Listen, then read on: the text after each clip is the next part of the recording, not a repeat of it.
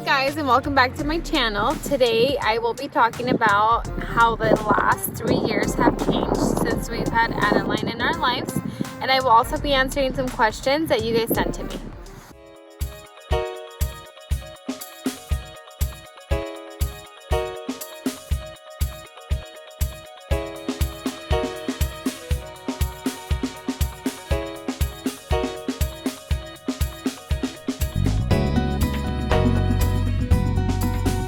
So on June 25th of this month, Adeline will be 3 years old, and the past couple of days we've been remembering since the day that she was born. We are so blessed and happy to be parents of such a spunky, happy little 3-year-old. She has brought so much joy into our lives. There's days where she leaves with like her grandparents, and then we just kind of like look at each other and we're like, oh my god, like this would be so boring if we didn't have her. So she's truly a blessing. We've had a couple of scares with her since she was little, but thank God she's healthy. She's gonna be 3 years old, and we're blessed to have her. She's happy, she's healthy, and I think that above all, that's the most important. Okay, so one of the questions was, what has been my favorite memory of having Adeline in our lives? And I think that favorite memory is just waking up next to her and cuddling with her in the morning and going to sleep with her, just because she's like the sweetest. Sometimes she's the sweetest girl. In the morning she'll wake up, she'll say, good morning mommy, it's a new day. She'll give me a kiss, she'll give me a hug, she'll smile and laugh, and then before bedtime she'll be like, mommy, I love you, daddy, I love you, good night. So I think that's my favorite memory up to now. Okay, another question was, what would I be doing if we didn't have her?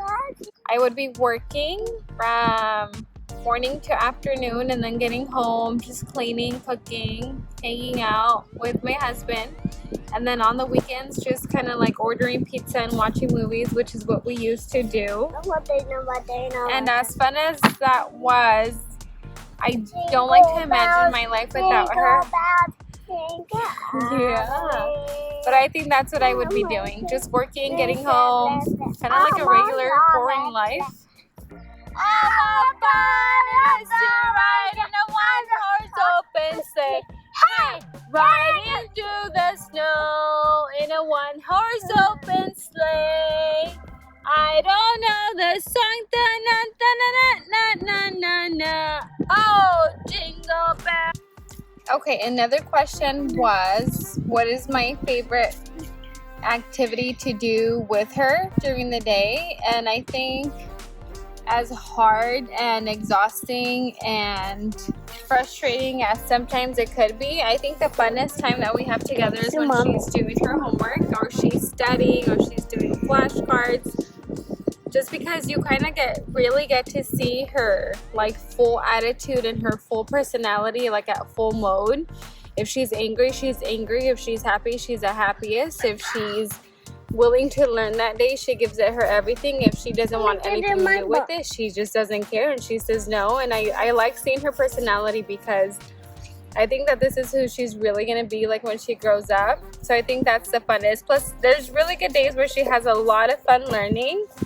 And she's just the funniest. Like, she'll come up with like the most random things when we're doing class. She'll be like, Mom, there's an elephant in the room, just so that she doesn't have to study. So it's pretty fun, apart from like coming on walks in the afternoons or having like full time in the backyard and playing.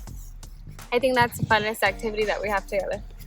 Okay, another question was, what is a favorite memory that I have of all of us together as a family? And I think that day was the day that we took her to Disneyland, because it was our first time being with her in a hotel, being out of the house, having a different schedule of nap times, and then we were going to be taking her to Disneyland, which she was about like 2 years, so she was already excited.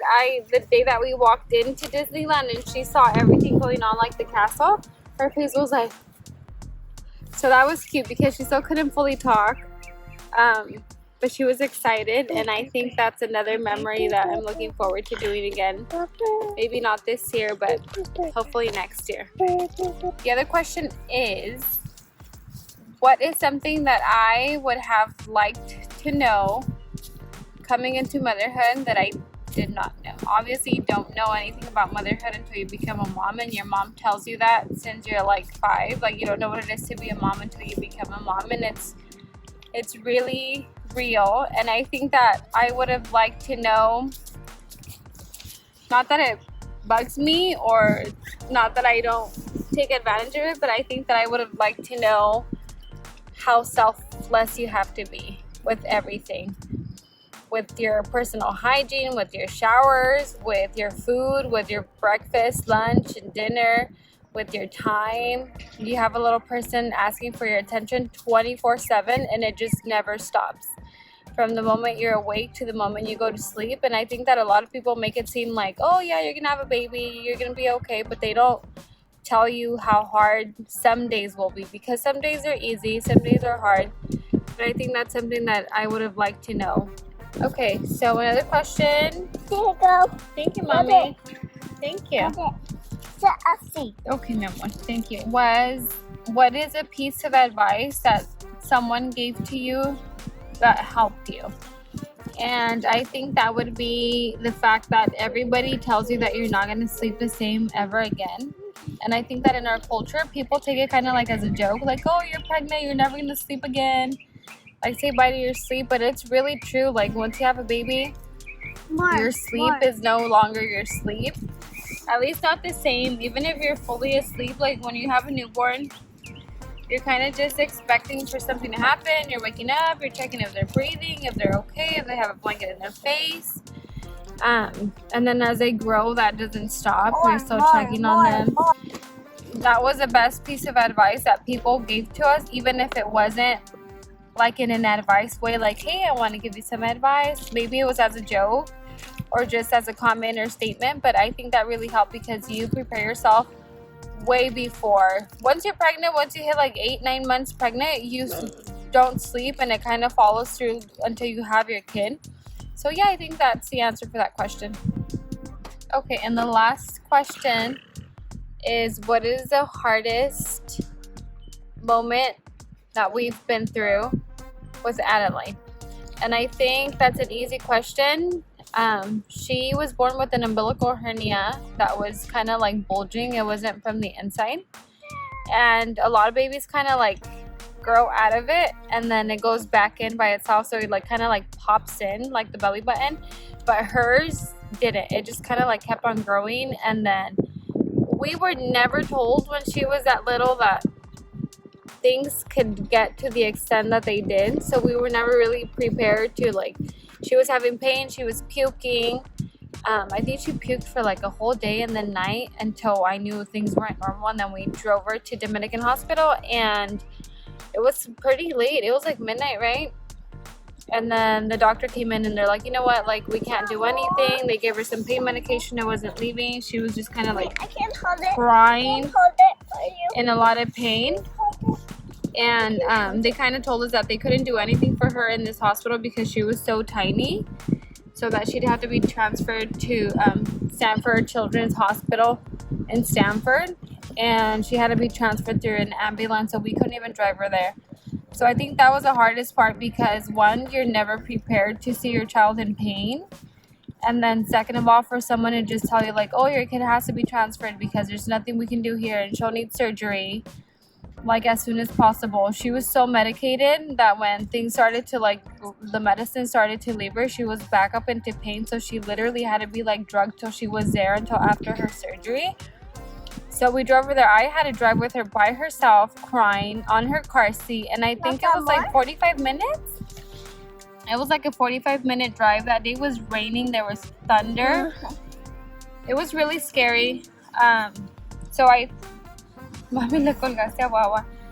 think that's one of the hardest one. And then right after she had surgery at Stanford, I think it was a week or 2 weeks past. Yeah, it was 2 weeks past. And then again, her hernia had to bulge out again. There was some type of complication. Doctors don't really know what happened. That it just kind of like popped out again. So we had to go back and get surgery that exact same day that we had called the doctor. So I think that was the hardest part. It wasn't her getting back up. She was little. She kind of like came up back up in her health pretty quick. But that has been one of the hardest experiences and moments with Adeline, and I don't think it was just for us as parents, it was kind of like for everybody in the family. So that kind of like includes all the questions that you guys sent over to me. And if you guys have any other questions, this was pretty fun, so just send them my way, either on Instagram or Facebook or here on YouTube. I hope I answered all your questions and that you have a wonderful rest of the week. If you have your babies close, give them a hug, love them, and cherish them every single day. And we'll be uploading your birthday party video next week, so stay tuned. Have a good day. Good job. LOL. LOLs? Whoa! So exercise. Oh, she's doing exercise. Let's change her. Este se llama Papi. Mama, puppy. Puppy. Puppy, where are you? Come here.